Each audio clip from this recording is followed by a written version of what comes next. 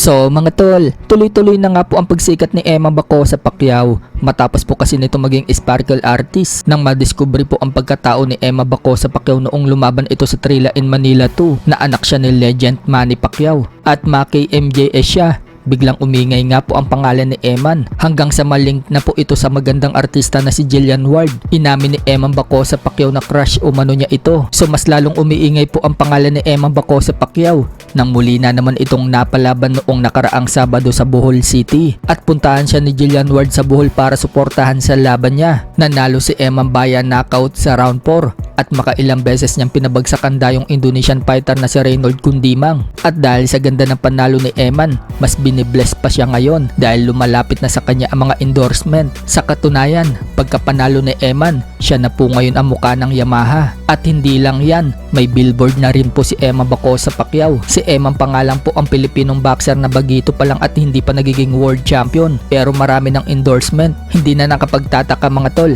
kung milyon-milyon ang binabayad sa kanya ng mga endorsement. At hindi na rin tayo magtataka mga tol na biglang yayaman itong si Emma Bacosa Pacquiao nang hindi umaasa sa bilyonaryo niyang ama na si legend Manny Pacquiao. Deserve nga po yan ni Emma Bacosa Pacquiao. Sobrang bait kasi nito kaya umaapaw ang blessing sa kanya. So dahil sa tinatamasa ni Emma na kasikatan, tiyak na mas lalo pa itong magpupursige sa boxing para mas lalo pa itong gumaling. Lalo pat sinabi niya na baka championship na ang sunod niyang laban. Sa kabilang banda naman mga tol, matapos pong sumabog ang balita na expected na maglalaban na si former 3 Division World Champion General Casimero versus former 2 Division World Champion Luis Nery sa April 18 sa Kyrgyzstan. Nagsalita na po si Casimero tungkol sa sumabog na balita. Sa post ni Casimero, sinabi niya magdilang anghel daw tayong lahat para happy daw lahat. So hindi pa po nag-a-announce si Casimero kung si Nery na nga ba ang kalaban niya. Hindi kasi pwedeng mauna si Casimero. Promoter po kasi niya ang dapat na una mag-a-announce niyan. Kaso biglang may nakaalam na si Nery talaga ang makakalaban niya. Kaya bigla pong kumalat yung balita na yan.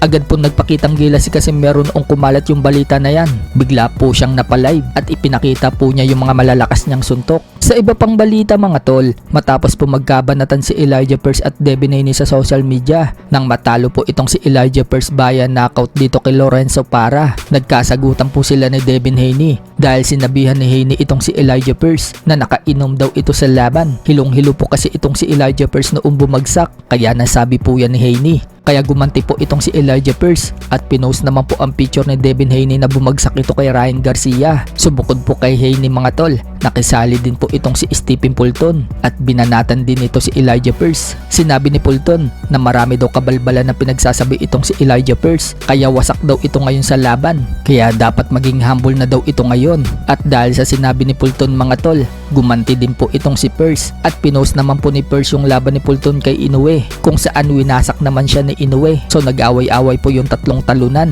Pare-parehas lang naman kasi silang gumapang.